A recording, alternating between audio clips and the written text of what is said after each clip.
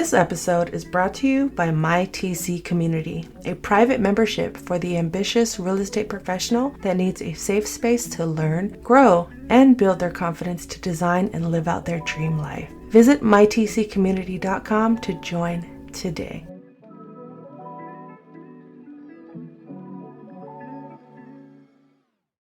Welcome back to the Transaction Care Podcast. My name is Lillian Hernandez, but you can call me Lilly, like the flower, because we are learning and growing together. And this is episode number 33. New episodes are released every Monday, so make sure you head to transactioncarepodcast.com to stream old episodes, as well as join my TC Weekly newsletter. Let's get into it. In today's episode, we're talking about self-care. I titled it, Care for Yourself, Care for Your Wealth. If you listen to the show, you know that's typically how I close out every episode. But today, I wanted to bring it to the forefront. Self-care. 3 key points I want to touch on in this episode go as follows. Day in the life, rituals, routines, the good, the consistent, as well as the chaotic works in progress. And I will answer the question I love asking my guests: how do you care for yourself outside of work? And of course, as I'm talking about these matters, start checking in with yourself. Are you on track? Are you on your track? Do you even want to be on track? We are out here reframing our minds, reprogramming, redefining the quote unquote norms on our terms. And on that note, finally, I want to talk about how having a budget does not mean you're broke. So before we take a deep dive into today's discussion, coming up, August, Tashina Pine interview, Sam Hayes, Michelle Martinez, Allison Couric, so much more. August is going to be jam-packed. So make sure you are subscribed and following the Transaction Care Podcast so you know exactly when new episodes drop, and these interviews are live, because when I say, what is bigger than a masterclass? Whatever that is, that's what these interviews involved. It was just so much fun. I enjoyed talking to each and every one of them, and I learned so much, and I feel like you are going to leave every episode just uplifted, inspired, encouraged, all of the above. So, Transaction Care Podcast, make sure you are subscribed, and you might as well binge some previous episodes. We're only on episode 33. You still have time to catch up, guys. And the best way to get in contact with me is to join my free TC Weekly newsletter. Just go to transactioncare.com, enter your name and email, and then bam, you'll be a part of my TC Weekly newsletter. It's that simple. But my people within the community also get discounts, deals, announcements before it goes public here on the podcast or on YouTube or social media. We work together. If they have questions, we set up meetings. It's amazing. So, my TC Weekly newsletter, join. You don't want to miss out. And did you know I have a YouTube channel? For those that may have found me from YouTube, I am finally uploading video content for the Transaction Care Podcast onto YouTube. Full episodes with videos, so you get to see the faces of the guests that I've interviewed as well as mine. If you haven't already seen it on my YouTube, go subscribe at Transaction Care. And exclusive, I will be creating a separate channel for the podcast, exclusively just for clips and shorts. That's it. So stay tuned for that next announcement as well when that goes live.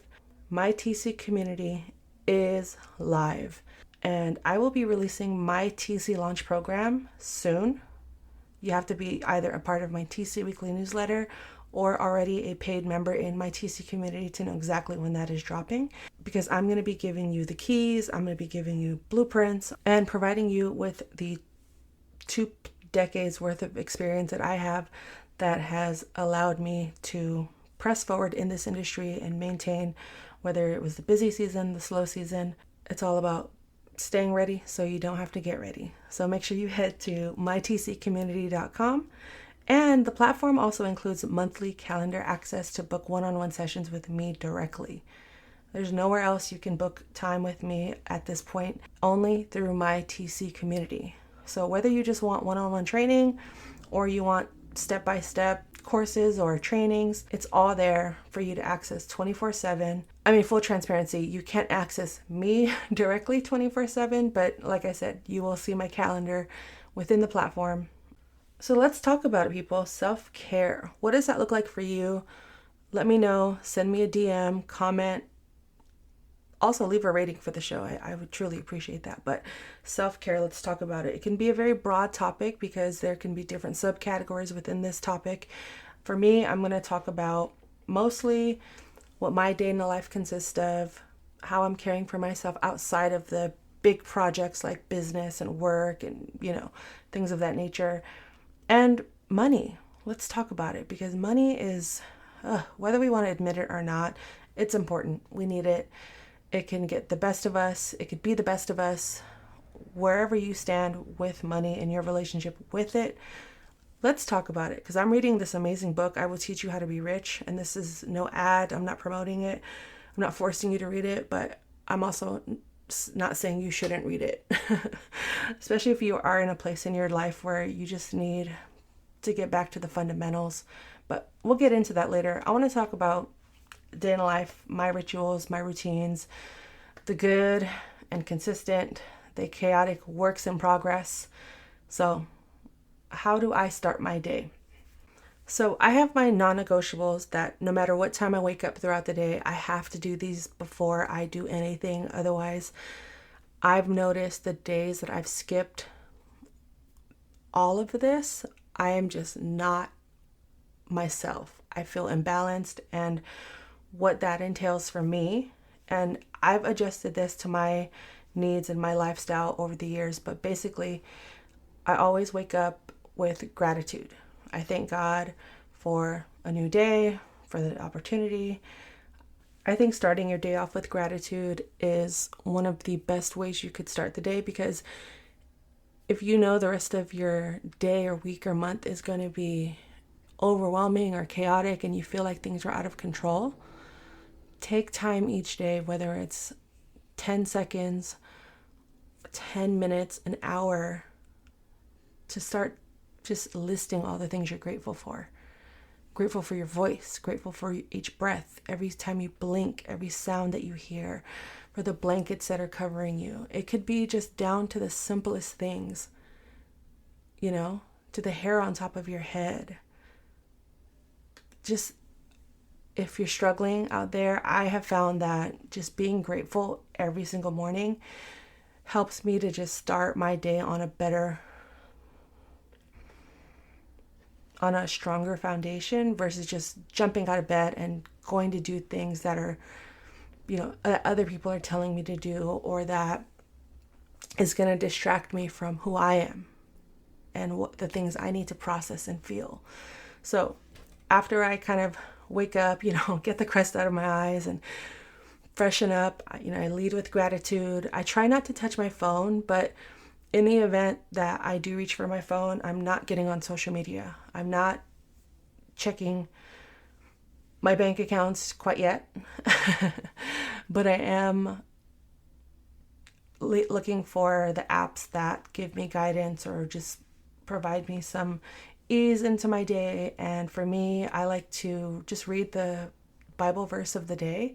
I'm not a big Bible reader, but it does help to get a different perspective of how to go about my day. And I read the daily Bible verse, then I read like a devotional online. It's like a daily devotional website. And then after that, I like to read from a daily devotional book I got from an elephant exchange for Christmas one day.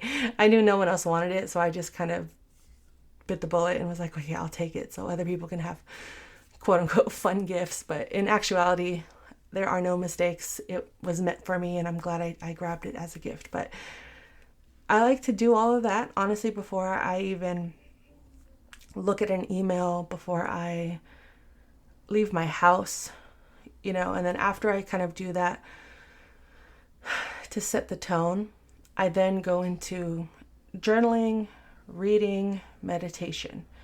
Now, the three of these things, if I can get them all done within one morning, it's honestly just so much better for my mental health. But if I can get at least one of them in the morning, that's great, because I know I have the rest of the day to squeeze one of those things in, especially if I'm very overwhelmed. I just started meditating, and that has been a practice that I want to continue to implement into my life. And I'm still learning how to do it. And there are different ways I guess you can meditate. But for me, it's like, if I know there's a part of my life where I'm super overwhelmed, say for instance, this podcast, and oh crap, I don't have an episode for the next Monday. I don't have an interview lined up. What am I going to talk about? And my mind is thinking about, oh my God, I have to maintain the YouTube. I got to make sure my TC business is going, how can I get sponsorships? How can I make money, doing this? Or how can I spend more time with family and friends? And meditation helps me to quiet all the noise. And for me, I zone in on the one thing I need to focus on, or maybe I need more clarity on. So if it's the podcast, I'll usually set a timer for like 20 minutes just to that's what I have found has worked best for me as I'm introducing meditation into my daily schedule.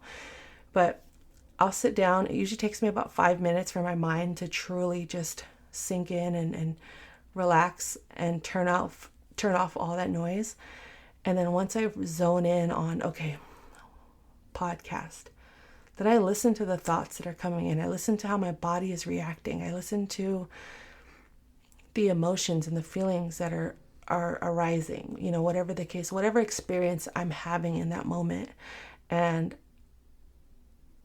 I don't know, something happens where I find that clarity in that stillness and in that silence. And that's what I love meditation for. And I just recently introduced it into my weekly, I would say more weekly. It hasn't become a daily practice yet, but I definitely meditate on a weekly basis for minimum 20 minutes, because the first 5 to 10 minutes, it's mostly you just quieting the noise in your brain and in your body. And of course, journaling and reading. I talk about journaling all the time. I cannot stress how important journaling is. It was my personal choice and introduction into truly working on my mental health. This has been an ongoing journey. I would say I seriously started taking my mental health again more seriously about 6 years ago, where I just felt like, all right, new things are changing, things are shifting, people are coming in and out of my life, these big events are occurring. Am I prepared? What do I want moving forward? How do I envision my life? And journaling has helped me to really sort through a lot of that chaos throughout my day and throughout my life. And it's also just a nice practice to be writing, to put pen to paper, because I'm at my computer typing all day. I'm sure many of you are as well out there that are TCs that just are behind our desk looking at screens day in and day out. It's just nice to exercise parts of my brain that I don't typically exercise throughout the day because I'm just, again, typing. So it's also nice. I like to use pen and paper. If I'm on the go, I'll use like my notes app and just create a journal entry that way. But for the most part, journaling, the longest I'll go without doing journaling is maybe like 2 to 3 days, unless I'm traveling for a long period of time. A lot of my morning routine is kind of thrown off, but typically journaling is one of those just like non-negotiables in my life in terms of routines and rituals. And it's what keeps me grounded, all of these practices. And, that's what has prepared me to get comfortable again with working out and introducing fitness back into my life, because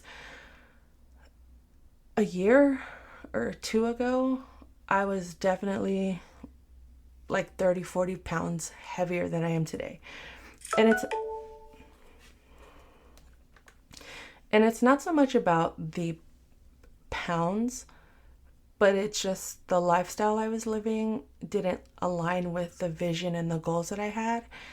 And I've always been athletic. I've always played sports and did stuff like that. So it was a reality check for me once I did lose the weight. Some of it was intentional. Some of it was just, due to getting my teeth fixed and having to not being able to eat for long periods of time, getting sick from traveling.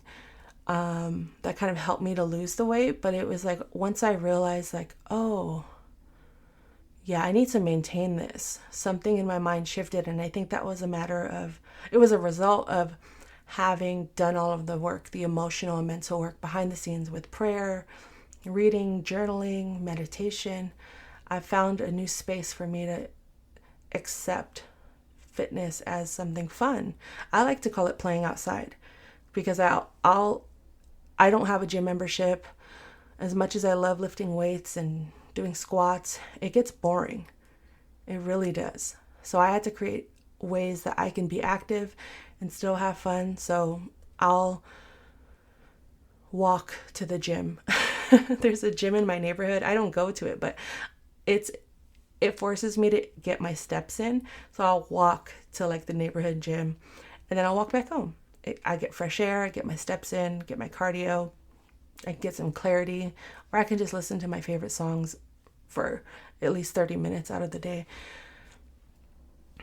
I also love playing basketball, and that's one thing that I've incorporated back into my life, which I haven't done in over a decade.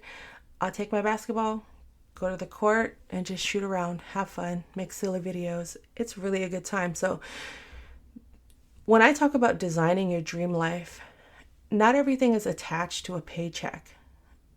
My dream life to me is like, okay, I have me time, I have work time, I have family friends time, I have study, learning time, and I just have miscellaneous, random, sporadic time for anything that could occur at any given moment. And for context, I should mention that I am single, no kids, but I do help raise my nephew. So I have somewhat of a routine in terms of like getting up early and having to take him to school. And then I usually do my morning routine based around that schedule. Because right now it's summertime, everything is kind of all over the place. So the chaotic things that are a work in progress for me right now has been my sleep schedule. My sleep schedule is so off. I'm very much a night owl. I don't like waking up early, but I know I have to, because that's when everyone is on and asking for things. And that's why a morning routine is so important, and morning rituals, because it creates a space and time for ease that doesn't exist between the general like 9 to 5 hours. And then after 5 o'clock, my brain is just, especially if it's like a long meeting day. Right now, I'm also taking courses to become a certified life coach. I'm taking mentor calls, unsupervised coaching calls. I'm going live on my social media platforms. I started therapy 7 weeks ago. So going on 2 months of therapy has been a whole new experience, and opening different areas of my life that have been blocked, and just being able to have a safe space to talk to someone has been new. But I find myself to be very exhausted after long meeting days or after therapy days. It's really hard for me to get back on track, and I know my agenda is in front of me, but I'll just stare at it sometimes for a couple of hours, or I'll go distract myself. Or what I like to do is clean when I'm stressed out. So when my house is extra spick and span, it's probably someone is either coming over, or we're hosting, or I'm just really, really stressed out, and I'm trying to get back on track, back on course with what it is I actually need to get done.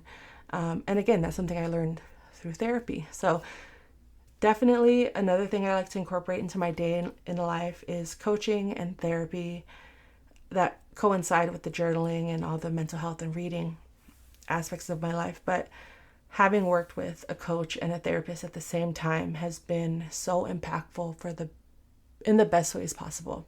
I can't even express the benefits both have had in my life. But also, you need to be ready to do the work, because therapy isn't the answer. It will help you to discover the answers you're looking for, or just work through some of the issues or traumas or coping mechanisms or habits you've built up over the years, and ways to whatever it is that you need to work on, right? Everyone's experience is customized to their life specifically. Like, what my therapist tells me is not going to be the same thing that they tell you, because we've had two different experiences. But I am definitely an advocate for having that external help, whether it's therapy, coaching, psychiatry, a gym membership, a personal trainer, a nutritionist, whatever it is that you need in your life specifically to feel free and to have fun and to feel like you again, to return to you. I think these people, have these skills and are there for a reason. And it's important to be able to ask for help in times of need. And you don't always have to spend money for these things either, because one of my biggest misconceptions was, okay, I'm going to have to spend so much money on therapy. I can't afford it right now. I don't even want to think about it. So for years, I kind of just ignored it. It's not that I wasn't open to getting therapy. It was more so that just the narratives and the misconceptions I had of it. And if I didn't add it to my calendar this year and to my big goals list, I would have not ever gotten it done, because I took the time, I added it to my calendar, and I said, okay, by this date, I want to start therapy. And I started doing the research. I looked into, private practice, and then I went through my insurance, and lo and behold, they had a free 8-week program, which is perfect for someone that has never tried therapy. And again, I'm approaching week 8 of doing this and getting counseled and being, in therapy has been just beautiful. But when you are ready, just know there are free options out there through your insurance, or, a lot of these private practices will work with your budget as well. So whatever it is that you are seeking help in, please just explore your options and exhaust all options. Ask your friends, ask your family, hey, I'm looking for a personal trainer. Do you know anybody? There could be someone that's about to graduate and they need to get some unsupervised hours, so maybe they could train you. There's just a plethora of ways we can get the things we need without having to break the bank. So going back again to the mixing of the good and the consistent with the chaotic works in progress, all can exist at the same time, but it's just a matter of like, okay, what is my main focus now? What can I control? What is ultimately overwhelming me, and what are my distractions? Do I need to just go be distracted for a couple of hours and then use the next 8 hours to focus and hone in? All right, then let's go do it. Let me go watch a show. Or can I flip that? Spend the next 2 hours doing a bunch of work, just zoning in, being locked in, dialed in, and then the next 8 hours, just goof off. It's your life. It's my life. And I've done both. I've had the days where I work for 2 hours, I'm locked in, I'm zoned in, I'm dialed in. And then the rest of the day, I don't want to say I goof off, but there is some goofery happening as well as just I'm able to just put my mind into other tasks that need my attention, because now I've kind of cleared this path and I've gotten the ball rolling and I feel good. I'm not so balled up and overwhelmed. There aren't that many roadblocks anymore because I zoned in, I locked in, I dialed in. But again, of course, all of that comes with trying to find balance, who you are in these situations, what you want out of it, what is your desired outcome, right? And a part of that is also doing things that are not related to work, business, right? Because, and before I get into, how I care for myself outside of work, some of my daily routines and rituals with work involve a big chunk of my day. I know I gave up my 9 to 5, but I really do work for many hours of the day. And I know there's areas I can improve in. I could hire help. I could stop making excuses. Oh, it's not in the budget, much like with therapy. Okay, let's just take an hour out of our day, out of our schedule, and really figure this out. There's apps like Fiverr, Upwork.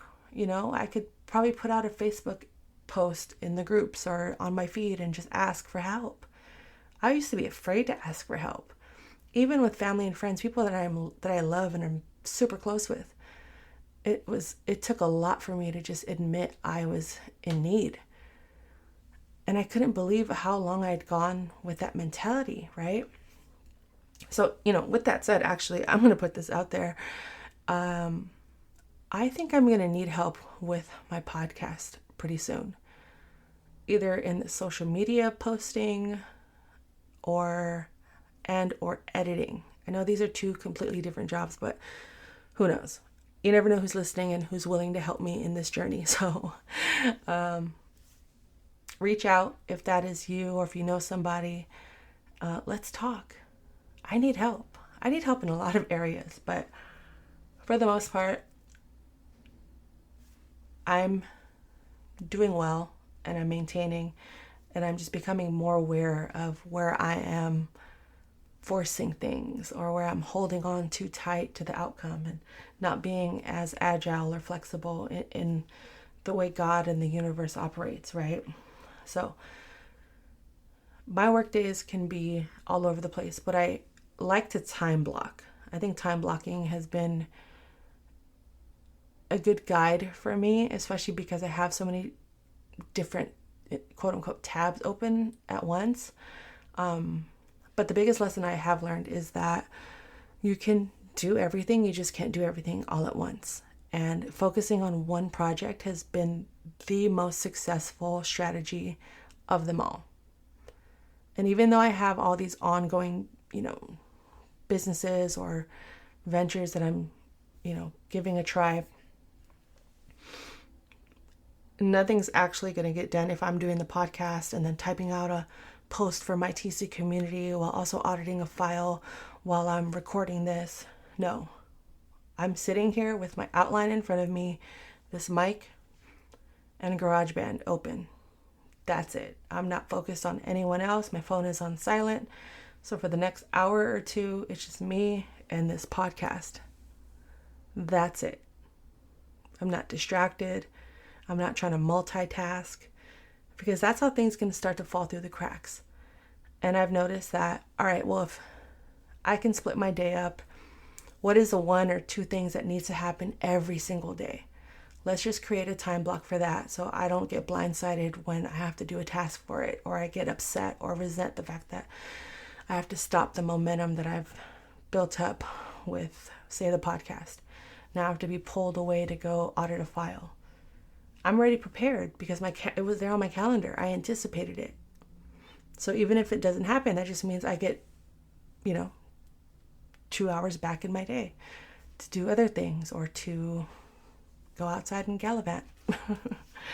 But ultimately, how you design your day should revolve around what are your priorities and making the time for that, but also giving yourself the time in between every task to give yourself grace, to breathe, but also to anticipate this may take longer than usual. It's okay. It happens. But just give yourself, some space in between tasks and projects to break away from the monotony. So you aren't just working for an entire 8-hour work block. I may have a 2-hour YouTube block on my calendar, but some days it only takes me 30 minutes to record and edit and post a video and add the description, do the thumbnail, because I've become better at it. I've built the skills and the habits that it takes to just immediately jump in and do it and not think about anything or hesitate. But in the beginning, a task like that might have taken me an hour and a half. So I'll still keep that 2-hour window in my calendar because I know there are the days where, okay, well, if I learn a new editing skill, I'm going to need that extra time, that buffer, that grace to just keep trying until I refine it and get better, and I don't need as much time. And I will admit, again, there have been days where I don't want to do anything, especially when it's about to be that time of the month. We all know that those that get periods our emotions fluctuate. My energy fluctuates. my weight fluctuates. So I'm going through a lot outside of having to maintain all these calendars and these tasks and these recurring tasks, these random tasks, and everything. It just feels overwhelming sometimes. So I like to make a note for around the third week, or the week before my cycle. Okay, don't put so much on the calendar that month. Where can we do some bulk tasks? Where can we habit stack, right? To kind of front load maybe the top of the month. Then the third week, I can just kind of coast. And by the fourth week, if it's at that time, then I'm just in it. I'm able to just do what I can handle, what I have the capacity for. And whether you get a cycle or not, but if you notice that your emotions tend to fluctuate or around a certain time of the month or season, even, because when it's hot and cold, our energy and our emotions change throughout the season. Think of your days in terms of your energy and your emotions. Plan it around that, who you are. And of course, there are things we can't control, deadlines, close of escrows, contingency removal dates. I get it. I absolutely get it. Some days we're going to have to power through the pain. Some days we're going to have to work a little later than expected. We're going to have to sacrifice and miss events. But it doesn't always have to be like that. The more you integrate who you are as a person into your daily rituals and routines and expectations and tasks and projects, the more it will feel like a collaborative effort versus just someone throwing things at you all the time and and them expecting you to catch everything that's being thrown at you. It's okay to get away from playing defense all the time. How are you showing up and playing offense, running your plays, asking for help, delegating, saying no? Remember, no is a complete sentence as well. So, my work days, I have my time blocks, and as much as they are structured and I know when I'm going to work on them, again, I'm human, things happen, life happens. Some things will just get pushed and have to wait. And that's the reality of it. And I accept the good outcome and the bad outcome as a result of my actions. But just know, I don't ever do anything to intentionally hurt anyone or to intentionally miss a deadline. As long as I'm being communicative, clear, upfront and honest with what's going on, instead of just letting things fall in the cracks on purpose, then I could sleep at night knowing I did everything in my power to say, hey, I can't handle this right now. Or of course you could frame it in a different way, but you get what I mean. Just be honest with what you're going through in the moment, whether it's good or bad. Especially people that want to travel, because you don't always have to be sick to just say you can't do your work. Let's talk about travel. And that's what I want to get into with how do I care for myself outside of work. For me personally, I love, love, love to travel. And the beauty of being location independent is that I can work from anywhere. But I also have those lines that are thick lines that I draw boundaries when I do travel. There are some trips where I can work and it's not really going to affect my mood or my energy. Like, oh, I have to work. And then there are the trips where I'm like, nope. I'll bring the laptop, of course, because emergencies can happen. But I am off the clock. I am not logging in unless I absolutely have to. And I detach. You know what I mean? And it's just designing your life the way you see it fit for you. And how I care for myself outside of work is, again, on a bigger scale, I love to travel. Locally, nationally, internationally, whatever it is. I'm outside. I'm getting the stamps. I'm seeing people. I'm traveling. I love it. I love it. You may not see a lot of it because I just do it. If it's in the budget, I make it happen.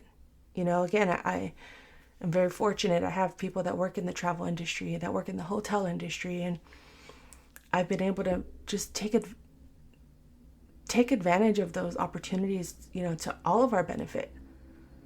because we need to spend our time outside of work enjoying it, and it may not look like traveling. It can be going to a concert or having drinks with your best friend or meeting new people, making new friends, taking naps, right? Let's not forget, naps are important. Getting a good amount of sleep is important to truly caring for yourself and your wealth, because exhaustion can just wipe all this away if you are not fully you at present and able to make decisions with clarity and with awareness. So how you care for yourself outside of work is just as important as how you take care of the work that is occurring during those hours. So think of things you love and how it aligns with your spirit and your energy and your personality. Do you have hobbies?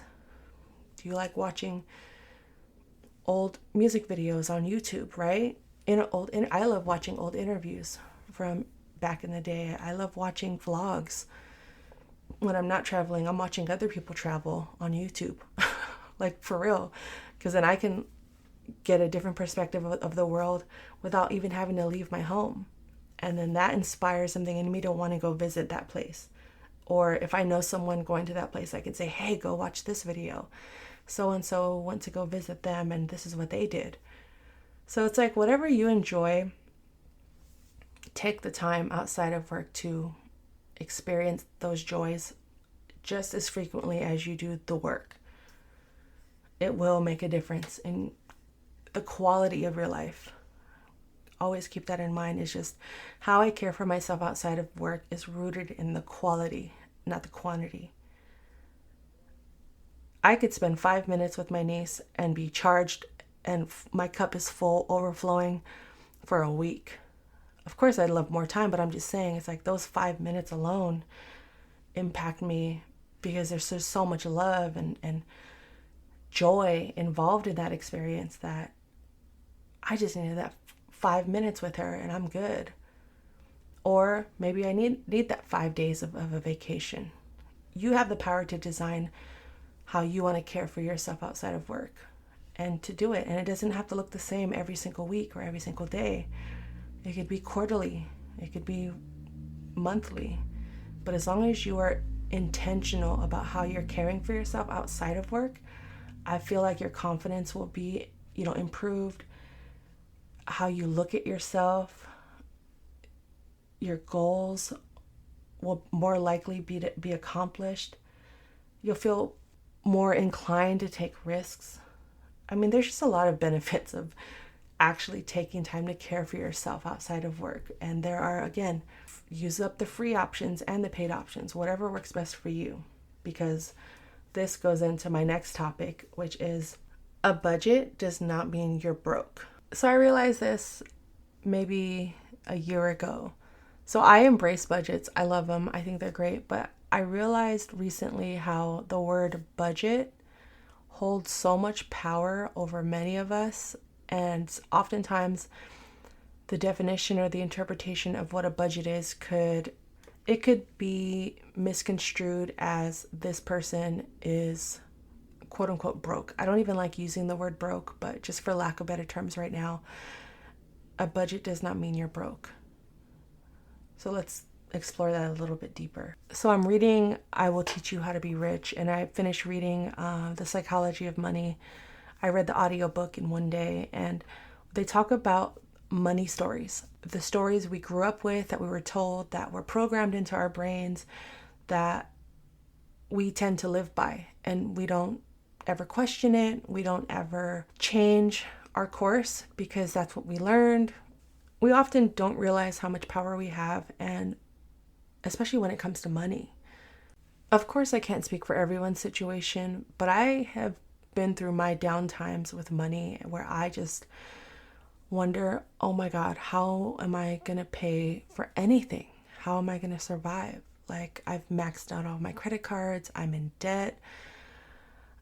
I'm just like spending money like it's coming in 10 times more every month when it's not. And I've also had a point in my life where the money was flowing and I worked my butt off to get that. And unfortunately, I did experience burnout. So I've seen both sides of the coin where it's like my car is being repossessed. I'm having to get that random dental procedure done in the middle of the summer. So now there goes a whole new debt I never factored in, or I can't even get approved for a credit card because I had spent the last decade with no debt and so afraid of getting back into debt that when it came time for me to make an offer on a house, they ran my credit and I had no credit history.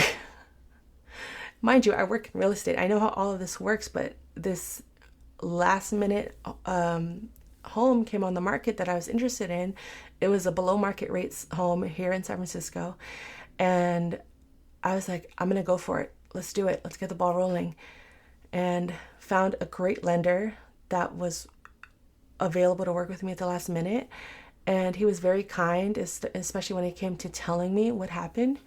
And he explained, you know what, for the next couple of years, or at least the next 6 months, start establishing your credit. It was an eye-opener, that, okay, all this time I thought not having any debt was a good thing, but I completely forgot about credit history and my credit report and just having debt, but using it to my advantage. So I'm currently in that place of rebuilding that. And it's taught me that, budgets don't mean that I don't have money. It just means I'm now reallocating my money to different homes that serve me. And I'm no longer throwing money at things that don't serve me. Don't get me wrong. I love being out and going out with friends and partying and doing all that, but I'm not doing it like I used to. Now it's like a lot more elevated, but it's definitely not as frequent. You know what I mean? Because I used to go out every single day and just throw money. And older me, one, is tired. I am tired. I cannot keep up. I went out on Friday. It is Sunday. I am sore. I'm tired.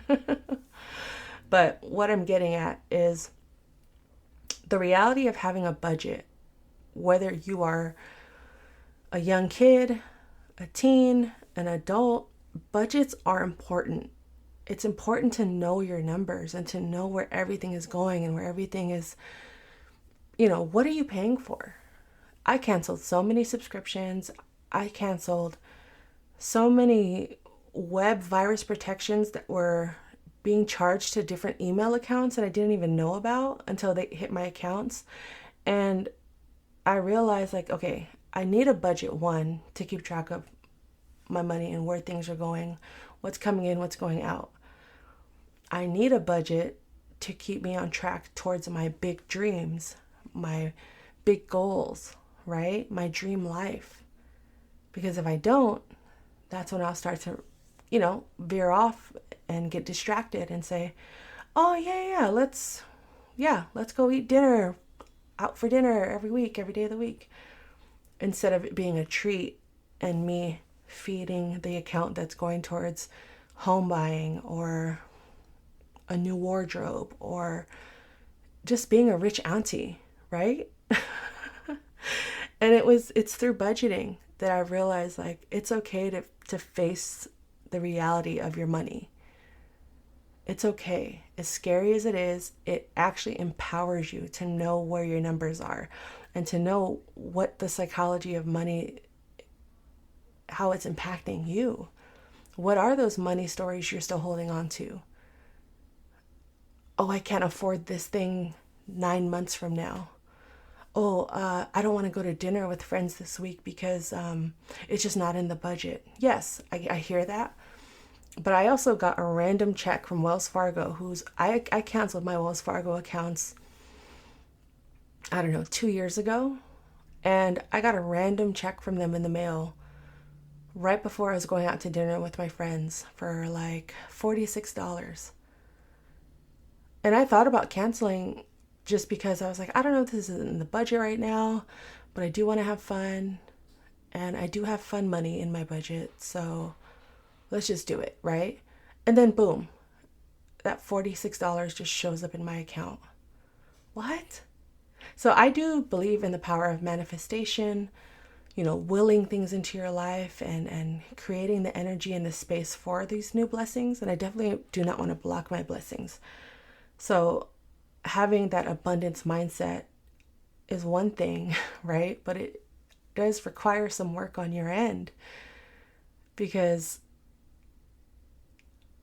I need to know where every single penny is going and coming in. And especially as a business owner, it's different.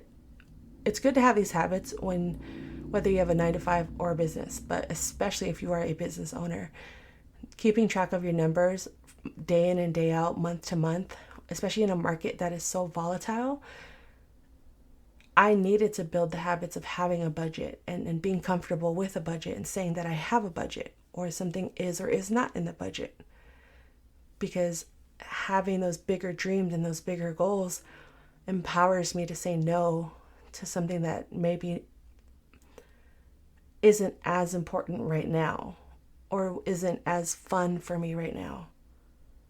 And I feel like I'm kind of I'm veering off into different tangents, but overall, how I budget my money and how I spend my money is all to serve me ultimately, and my goals and my dreams.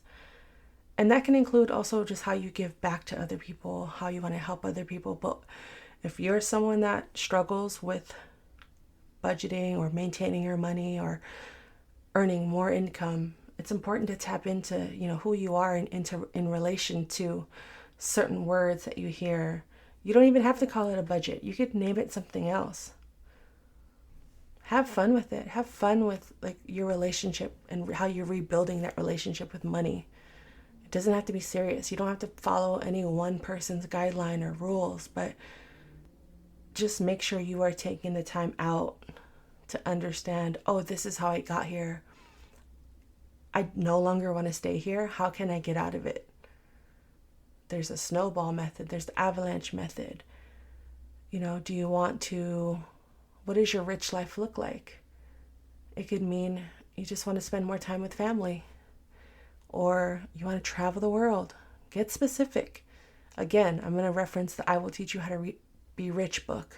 I'm going to put a link in the description, because every chapter has helped me improve my view of spending, the way I'm spending, and it has also validated the things that I've already implemented and automated into my life in terms of how I use my money.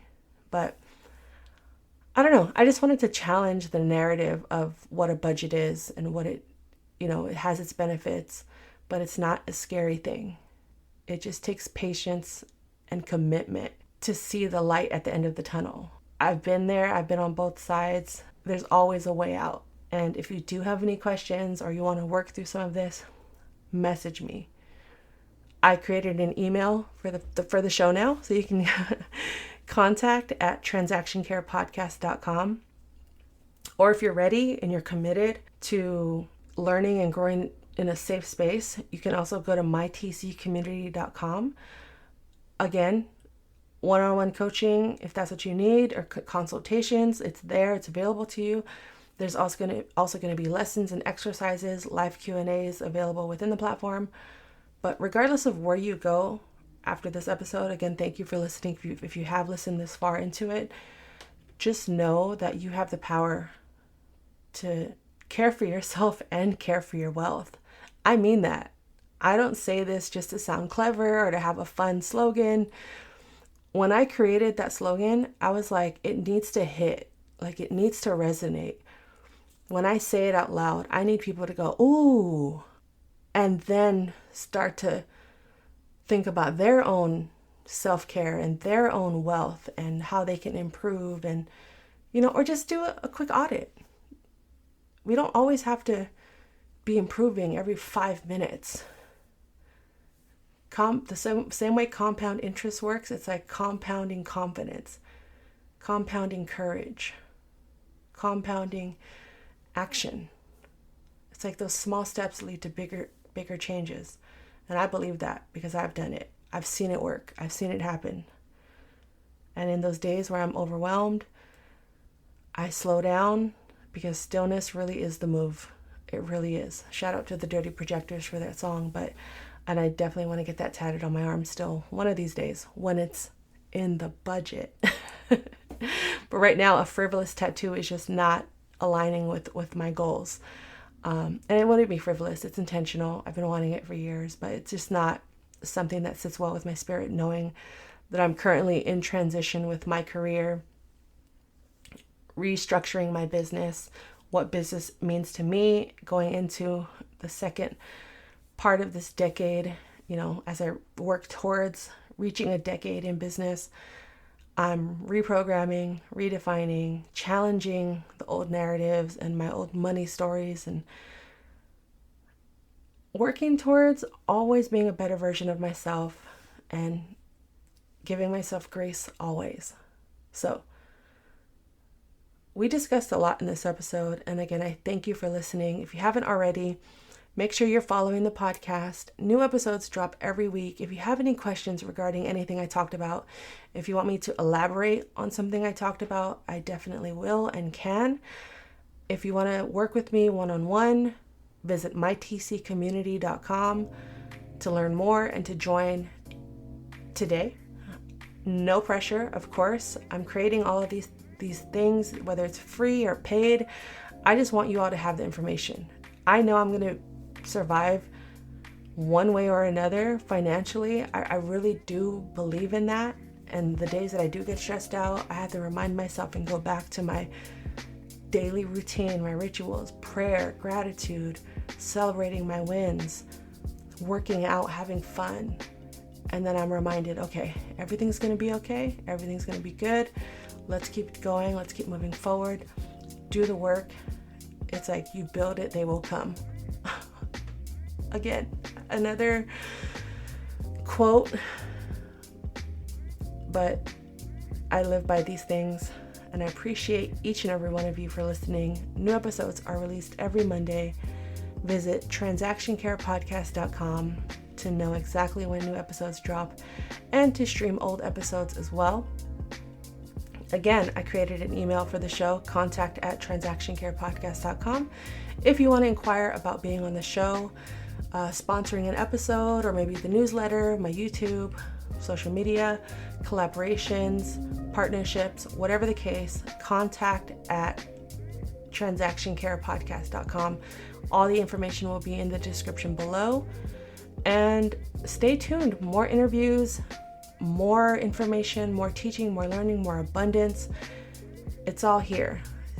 Transaction Care Podcast. Transaction Care Podcast. Transaction Care, Transaction Care, Transaction Care.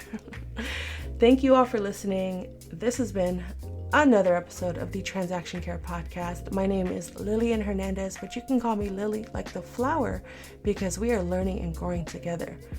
I'm giving you the keys. There are no gatekeepers here. Care for yourself, care for your wealth. Your time is worth it. Let's coordinate. Talk soon.